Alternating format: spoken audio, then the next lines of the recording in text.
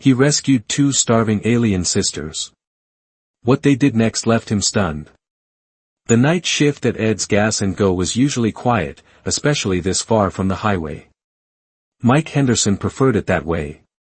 At 28, after a string of failed attempts at college and career paths that led nowhere, the solitude of the midnight to 8 shift suited him fine. The small town of Pinewood barely registered on most maps, and the gas station sat on its outskirts like an afterthought. Rain pelted the windows as Mike flipped through a worn Sci-Fi paperback. The bell above the door hadn't chimed in over 3 hours. Outside, the October wind howled, bending the trees along the empty road. He glanced up briefly when the lights flickered. Power outages weren't uncommon during storms, but tonight the sky had periodically lit up with strange flashes that didn't look like lightning. Too bright, too blue. Weird weather, he muttered, turning another page. The sudden crash outside made him jump. It sounded like metal scraping against the gravel parking lot. Mike set his book down and peered through the rain-streaked window. Nothing visible in the dim glow of the overhead lights. Then he saw them. 2 figures stumbled from the darkness, supporting each other as they made their way toward the store. Women, he realized as they drew closer, both tall and slender, wearing what looked like jumpsuits made of some shimmering material. Their movements were unsteady, almost pained. The bell jangled as they pushed through the door, bringing with them the smell of rain and something else, something acrid, like burning electronics. "Hello," Mike called, instinctively reaching for the baseball bat he kept beneath the counter. "Can I help you?" They stood just inside the doorway, dripping wet. One leaned heavily against the other. Their faces were partially concealed by long, dark hair that hung in damp tangles.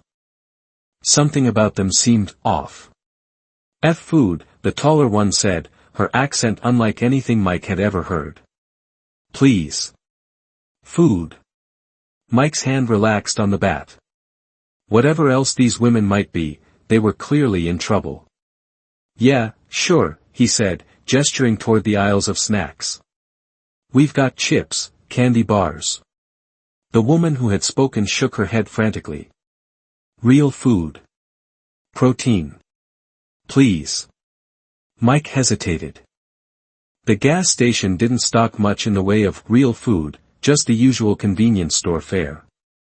But in the break room, he had his own dinner, a sandwich, some fruit, hard-boiled eggs. "Wait here," he said. When he returned with his lunch bag, the women had moved to the center of the store.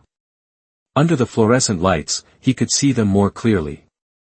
The taller one had striking features, high cheekbones, a narrow face, and eyes that seemed too large, too deeply set. Her skin had an unusual undertone, almost bluish in the harsh lighting. The other woman, slightly shorter but with similar features, looked worse, pale and trembling. "Here," Mike said, offering his sandwich. "It's turkey. And I've got some eggs and an apple." The taller woman took the food with shaking hands. "Thank, human." She caught herself. "Thank you." Mike raised an eyebrow at the strange phrasing but said nothing as the women devoured the food with startling speed, breaking the sandwich in half and sharing it in desperate bites. "I'm Mike," he offered, watching them eat. The taller woman paused briefly. "I am Lyra. This is Vela. My sister." Mike nodded slowly. "You two aren't from around here, are you?" Lyra's eyes darted to her sister, some unspoken communication passing between them. "No. Far, we come from far." As they ate, Mike noticed more details that unsettled him. Their movements were too fluid, almost graceful despite their obvious exhaustion.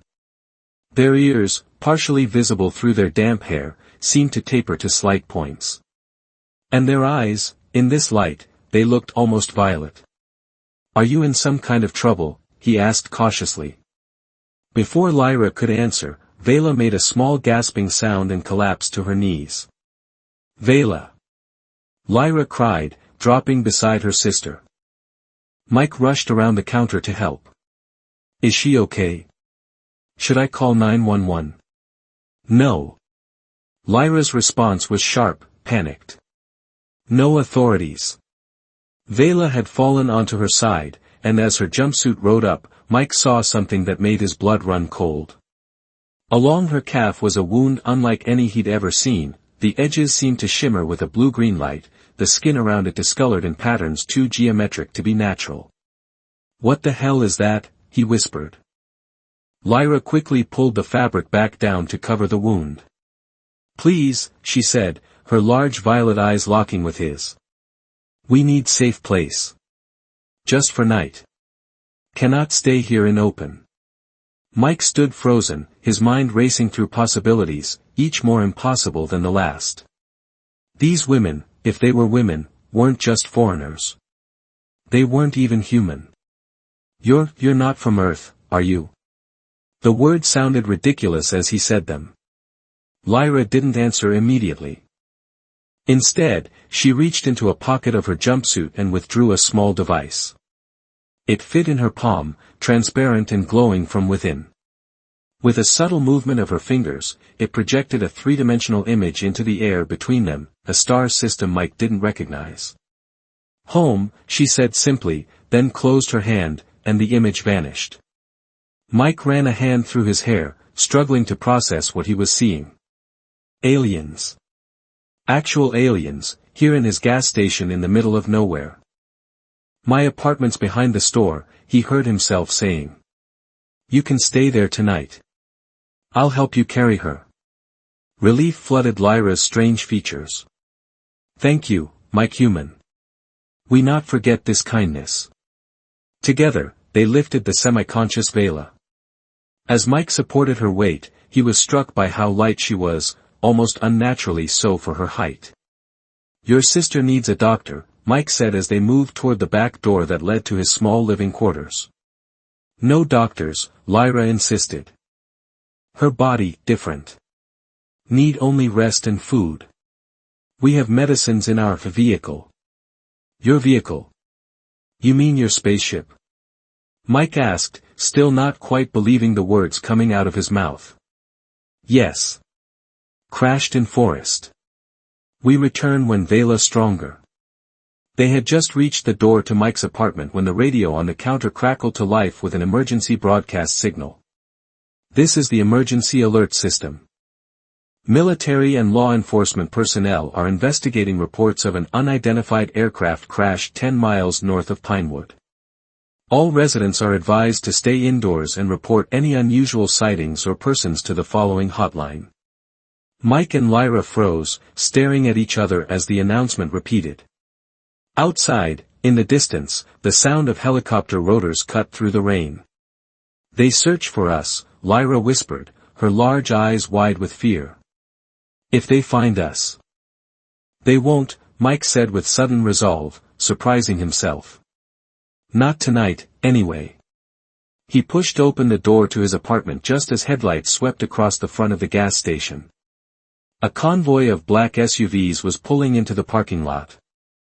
Mike's heart hammered in his chest as he quickly locked the door behind them. His apartment was small, just a bedroom, bathroom, and a combined kitchen and living area, but right now it felt like the safest place on Earth for the two alien women. Bathroom, he whispered, guiding them through the darkened living room. No windows. You'll be hidden there. Vela mumbled something in a language Mike couldn't understand, a series of musical tones that seemed impossible for a human throat to produce. Lyra responded in the same language before switching back to English. She needs to lie down, Lyra said, her violet eyes reflecting the dim light like a cat's. The bathtub, Mike suggested. It's the only place without windows. I'll get some blankets. They settled Vela into the empty tub, her strange wound now pulsing with that eerie blue-green light. Mike returned with blankets and pillows, trying to make the hard porcelain more comfortable. I need to go back to the store, he said. Those people will be suspicious if no one's at the counter. Lyra grabbed his arm, her grip surprisingly strong. Be careful, Mike human.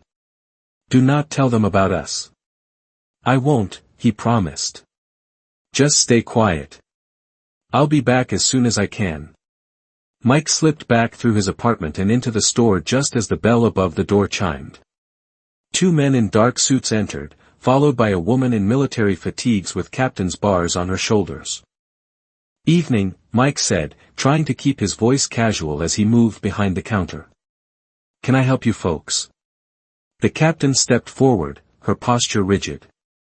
"Captain Mercer, United States Air Force. We're investigating reports of unusual activity in this area. Have you noticed anything out of the ordinary tonight?" Mike shrugged, hoping they couldn't hear his racing heart. "Just the storm. Power flickered a couple times." One of the suited men walked slowly around the store, examining everything. The other stood by the door, hand resting inside his jacket. "No unusual customers?" Captain Mercer pressed. "No one who seemed different." "Been a slow night," Mike answered. "Just a couple truckers earlier. Nobody in hours." The man circling the store paused near the break room door. "What's back there?" "Break room and storage," Mike said. "And my apartment. I live on site." "Mind if we take a look around?" the man asked, though it wasn't really a question. Before Mike could object, Captain Mercer's radio crackled. After listening to the message, she nodded to her companions. "We need to move to the next location," she said. She handed Mike a business card. "If you see anything unusual, lights in the sky, strange people, anything that doesn't belong, call this number immediately." "Sure thing," Mike agreed, pocketing the card. After they left, Mike waited 10 agonizing minutes before locking the front door and hanging up the "back in 5 minutes" sign. He hurried back to his apartment, where he found Lyra kneeling beside the bathtub, singing softly to her sister in that strange musical language. "They're gone for now," Mike told her. "But they'll be back." "What exactly are you running from?" Lyra sighed, her shoulders slumping. "It is long story. Our world, Astoria, it is dying. Our sun grows unstable. So you came to Earth? For what, a new home?" "No," she shook her head. "We are scouts. Explorers. We search for allies." Mike sat on the edge of the tub. Vela was sleeping now, her breathing shallow but steady. "Why did you crash?" "We detected Earth transmissions. Your television, radio signals. We knew humans existed but had orders not to make contact yet. When Earth's monitoring systems detected us, your military sent aircraft. We tried to escape, but our ship was damaged." Mike tried to process this information. "So there are more of you out there?" "Yes. Many more. But we must return to our ship. It contains communication device to contact our fleet." "Fleet? You mean there's a whole alien fleet near Earth?" "Beyond your solar system," Lyra explained. "Waiting. Astoria needs Earth's help, but many on our world fear humans. They say you are violent, dangerous species." Mike couldn't argue with that assessment. "So what happens if you don't make contact?" Lyra's expression grew somber. "Then our people may choose another path. One less friendly." The implication hung heavy between them. Mike ran a hand through his hair, trying to make sense of it all. He was just a gas station attendant, and somehow he'd landed in the middle of first contact with an alien civilization. "Your sister," he said, looking at Vela. "What happened to her leg?" "Energy weapon," Lyra replied. "From your aircraft when we tried to evade. It damaged her biological systems." "Will she recover?" "Yes, but she needs medicine from our ship." Mike checked his watch. Almost 4 a.m. His shift would end at 8, and Ed, the owner, would arrive to relieve him. "We need a plan," he said. "Your ship is in the woods, 10 miles north of town. That's where all those military vehicles are headed." Lyra nodded. "We can sense our ship. I feel its presence. But we cannot reach it while your military surrounds it. I have a truck, Mike offered. When my shift ends, we could try to get close. Maybe find a back way through the woods. A sound from the tub interrupted them. Vela was awake, her eyes, a deeper purple than her sister's, blinking up at them. Mike human, she whispered, her voice melodic even in her weakened state. You help us, why? The question caught Mike off guard. Why was he helping them? Two aliens who could potentially bring an invasion fleet to Earth if things went wrong. Because you needed help, he answered simply. And because. I don't know. It seemed like the right thing to do. A faint smile crossed Vela's face. She reached out, touching his hand. The moment their skin connected, Mike gasped. Images flooded his mind, a red sun, crystalline cities, oceans of purple liquid, and overwhelming feelings of fear, hope, and gratitude. When she withdrew her hand, Mike stumbled back, stunned. What was that? Memory share, Lyra explained. Our way to convey truth. Now you see our home. You know we speak truth. Mike nodded slowly, still processing the alien memories now nestled alongside his own. Your world is beautiful. Was beautiful, Vela corrected sadly. The sound of helicopters passed overhead, rattling the small apartment. All three fell silent until the noise faded into the distance. We should move soon, Mike decided. Dawn is in a few hours. The woods will be crawling with military by then. I can walk, Vela insisted, trying to sit up. You're still weak, Lyra objected. We have no choice, Vela countered. Ship needs us. Without communication device, our fleet may assume worst. May attack. Mike felt a chill run down his spine. The stakes were even higher than he'd imagined. I'll get us some supplies, he said, standing up. Food, water, first aid kit. And I need to call Ed, tell him I can't work tomorrow. Family emergency or something. As he gathered supplies in the kitchen, Mike caught a glimpse of himself in the microwave's reflective surface. Just yesterday, he'd been a nobody in a dead-end job. Now he might be the most important human on the planet, the one person standing between Earth and a potential alien invasion. What have you gotten yourself into, Henderson? He muttered to himself. From the bathroom, he heard the sisters talking in their musical language. One thing was certain, nothing would ever be the same again. The morning sun filtered through the trees as Mike's old pickup truck bumped along a dirt logging road. They had left the gas station at precisely 8:05 a.m., after Ed arrived and Mike fed him a story about a sick relative in the next county. The lie had come easily, surprising himself. Lyra sat in the passenger seat, her eyes constantly scanning the surroundings.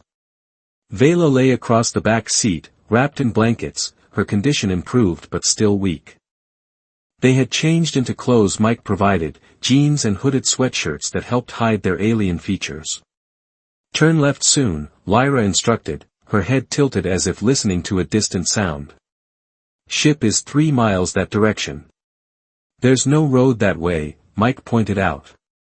We must go by foot then, she replied simply. Mike pulled over where the trees thickened. They were deep in national forest land now, far from the main roads where military vehicles patrolled. He helped Vela from the truck, noticing her wound looked different, the blue glow had dimmed, and the skin around it had begun to heal in strange, geometric patterns. Can you walk? He asked her. Vela nodded. The rest helped. I am stronger now. As they moved through the forest, Mike was struck by how silently the sisters moved, their feet barely disturbing the fallen leaves. He, on the other hand, sounded like a herd of elephants crashing through the underbrush. How do you know exactly where your ship is? He asked, keeping his voice low. Mental connection, Lyra explained. Our vessels are partly organic. They bond with pilot.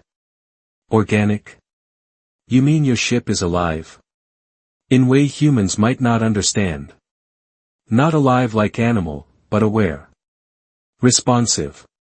After an hour of hiking, they came to a ridge overlooking a small valley. Below, through the trees, Mike could see military vehicles and personnel surrounding something large and metallic. The sisters' ship. "There must be 30 soldiers down there," Mike whispered. Lyra nodded grimly. "They have established perimeter. But they have not entered ship. Can't get in without you." Mike guessed. "Ship is sealed. Only responds to us." Vela touched her temple.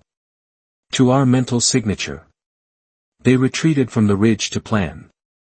In a small clearing, safely out of sight, Vela sat on a fallen log while Lyra paced. "We need distraction," Lyra decided.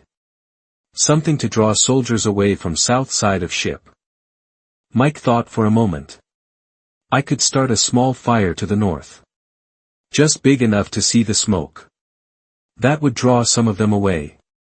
The sisters exchanged glances, communicating silently in that unnerving way they had. "Dangerous for you," Vela said finally. "This whole thing is dangerous," Mike replied with a shrug. "Besides, I'm just a local out for a hike who got careless with a cigarette. Worst case, I get a fine." They worked out the details of their plan. Mike would create the distraction while the sisters approached from the south. Once inside their ship, they would retrieve the communication device and vital medicines, then escape through an emergency hatch on the vessel's underside. "What does this communication thing look like?" Mike asked. Lyra held up her hands about a foot apart. "Crystalline sphere. Very bright. Cannot miss it. And after you get it?" Another silent exchange between the sisters. "We meet at your truck," Lyra said. "Then safe place to activate device." Mike nodded, though a nagging feeling told him there was something they weren't telling him. No time to worry about that now. He checked his watch, almost noon. "I'll give you 30 minutes to get in position," he said, "then start the fire." Before he could turn to go, Vela caught his arm. For the second time, images flooded his mind, but different ones now. He saw Earth from space, beautiful and blue. He saw humans and Astorians working together, sharing knowledge. He saw peace. "This is what could be," she whispered as she released him. Mike blinked, the vision fading but the hopeful feeling remaining. "Be careful," he told them both. Half an hour later, Mike crouched behind a large tree at the north end of the valley, as far from the ship as possible while still being visible. He had gathered dry branches and leaves, arranged them carefully, and now struck a match. The fire caught quickly, smoke beginning to rise through the trees. Mike retreated, circling wide to avoid detection. From his new position, he could see soldiers pointing toward the smoke, several teams dispatched to investigate. Perfect. He watched as the sisters emerged from the trees on the opposite side, moving with incredible speed and grace toward their ship. They reached it unseen, placing their hands on its metallic surface. A seam appeared, widening into a doorway. They slipped inside. 5 minutes passed. Then 10. Military personnel continued to move around the ship, but fewer now with several teams investigating the fire. Mike's heart pounded as he waited. Suddenly, an alarm blared from one of the military vehicles. They'd been detected. "No, no, no," Mike muttered, watching in horror as soldiers rushed back toward the ship, weapons raised. A high-pitched hum cut through the air as the ship trembled slightly. Lights flickered along its sleek surface. The military personnel backed away, guns trained on the vessel. Something exploded on the far side, a diversion created by the ship itself, Mike realized. In that moment of confusion, a small panel opened on the underside, and 2 figures dropped to the ground, sprinting for the trees. Mike didn't wait to see more. He turned and ran, following their planned escape route back to the truck. The sounds of shouting and vehicle engines roared behind him. He reached the truck first, jumping in and starting the engine. Minutes later, the sisters burst from the trees, Lyra clutching a glowing crystal sphere. Vela carried a small container that must contain the medicine. Go! Lyra shouted as they leapt into the truck. Mike floored the accelerator, the pickup fishtailing on the dirt road before gaining traction. In the rearview mirror, he could see military vehicles emerging from the forest. "They're following us," he yelled. "Turn right at fork ahead," Vela instructed. Small road, hard to see. Mike spotted it, barely more than a game trail. He wrenched the wheel, the truck bouncing violently as they left the main logging road. Tree branches scraped against the windows as they plunged deeper into the forest. "How did they detect you?" Mike asked between gritted teeth as he focused on not crashing.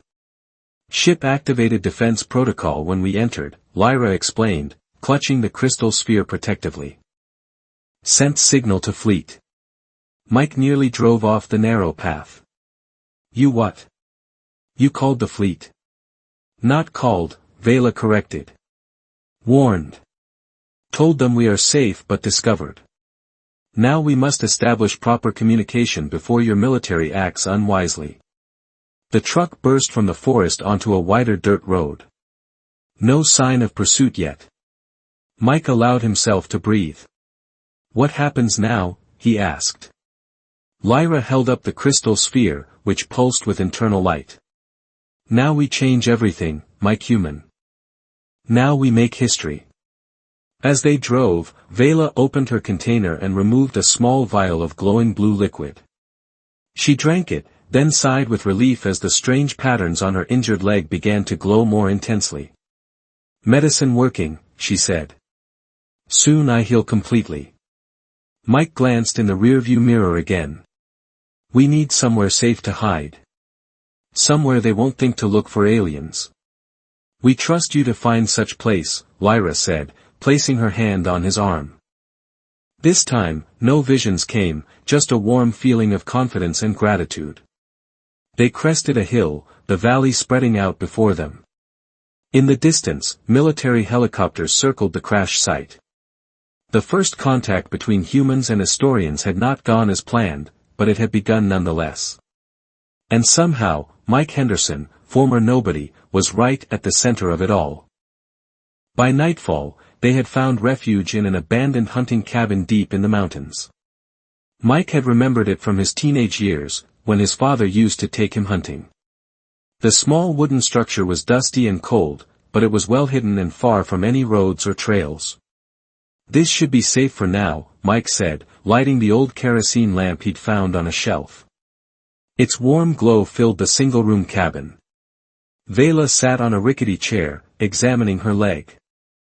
The strange wound had almost completely healed, leaving behind an iridescent pattern that resembled circuitry. Lyra placed the crystal sphere on the cabin's worn wooden table. It pulsed with gentle light, casting strange shadows on the walls. "How long before your fleet arrives?" Mike asked, the reality of their situation finally settling in. He was harboring aliens while the entire U.S. military was likely searching for them. "Fleet will not come without proper signal," Lyra explained, gesturing toward the sphere. "This device must be activated from high place. No interference." "The mountain peak," Vela suggested, pointing toward the window. "We saw it as we drove. Very high." Mike knew the peak they meant, Mount Silvercrest, the highest point in the county. "That's at least a day's hike from here," he said. "And there's a ranger station near the top." "Humans there?" Lyra asked, concerned. "Maybe one or two rangers, but it's mostly automated equipment. Weather stations, radio repeaters, that sort of thing." The sisters exchanged one of their silent communications before Lyra nodded. "Perfect. Equipment will amplify our signal." Mike sank down onto the dusty couch, suddenly exhausted. The events of the past 24 hours crashed over him. He had helped aliens evade the military, stolen critical technology, and was now planning to help them contact their fleet. If caught, he would certainly be charged with treason. "You fear," Vela said softly, moving to sit beside him. "Your heart beats fast." "Yeah," Well, I'm probably the most wanted man in America right now, Mike replied with a weak laugh. All for helping 2 aliens I just met. Lyra knelt before him, her violet eyes serious. Mike human, we must tell you truth now. Full truth. Something in her tone made Mike's spine tingle. What truth? We are not simple scouts, Lyra continued. On our world, we are important. Vela nodded. Our father is High Counselor of Astoria. Leader of our people. Mike stared at them. You're telling me you're what? Alien princesses? Not princesses, Lyra corrected. But yes, daughters of leader. We volunteered for mission because our word carries weight with council. But why keep that secret from me? Mike asked. Because, Vela said, our opinion of Earth, of humans, will determine everything. If we say humans are dangerous, Council will not seek alliance. May even consider Earth threat. The weight of this revelation hit Mike like a physical blow. These weren't just random aliens, they were diplomatic representatives with the power to influence how their entire civilization would interact with Earth. So this whole time, he said slowly, you've been, what? Testing me? Testing humanity? Not testing, Lyra said quickly. Observing. Learning. Our ship crashed by accident, but meeting you was fortunate chance. And what's your verdict? Mike asked, his voice tight. Are humans dangerous threats or not? The sisters looked at each other again, communicating silently. Most humans we have observed seem fearful, aggressive, Lyra admitted. Military's response was expected. But you, Vela added, touching Mike's hand gently, you showed different path. Kindness to strangers. Help without demand for return. This is quality our people value most. Mike shook his head, confused. So I'm what? The ambassador for all humanity now? In way, yes, Lyra confirmed. First contact often shapes all future relations between species. You are Earth's first contact, Mike Henderson. A heavy silence filled the cabin as Mike processed this information. Outside, an owl hooted, reminding him that the normal world continued to exist, unaware of the momentous events unfolding in this tiny cabin. Tomorrow we climb mountain, Lyra said, breaking the silence. Activate device. When fleet receives signal, they will send delegation to Earth. Official first contact. And what happens then? Mike asked. That depends on Earth's response, Vela said.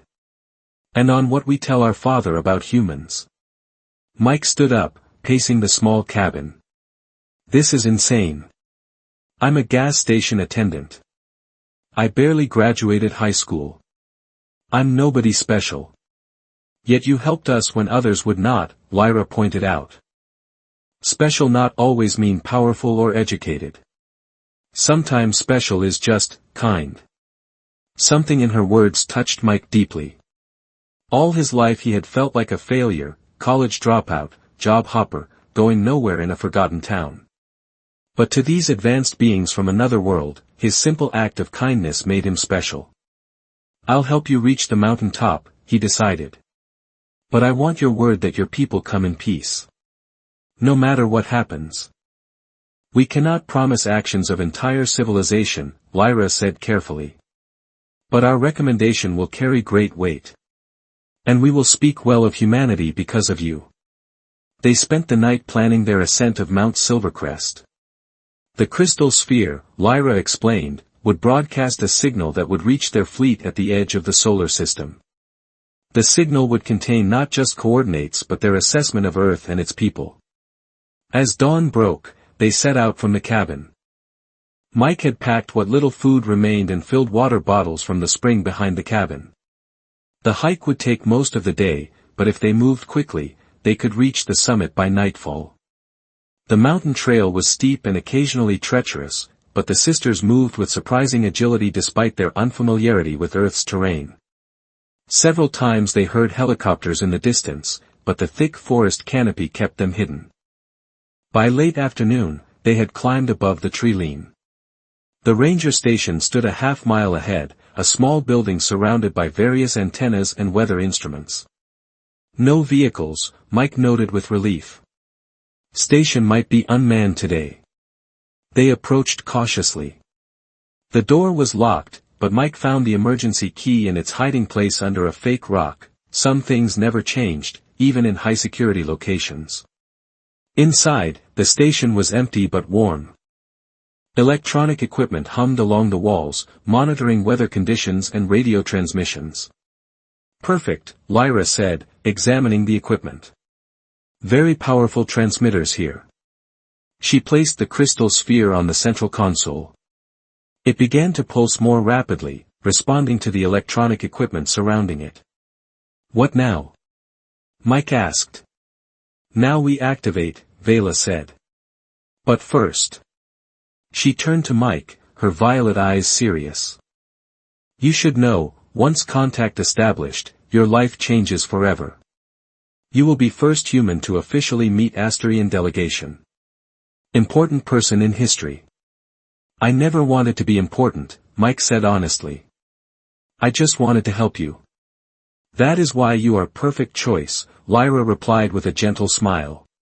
Power means nothing without compassion. The sisters placed their hands on the crystal sphere, which began to glow more intensely. The air in the station seemed to thicken as the sphere lifted slightly off the console, spinning slowly. It is done, Lyra announced as the sphere settled back down, now pulsing with a steady rhythm. Signal sent. Fleet will arrive in Earth orbit within one rotation of your planet. Mike looked out the window at the darkening sky. And then what? Then, Vela said, standing beside him, we introduced two worlds that could save each other.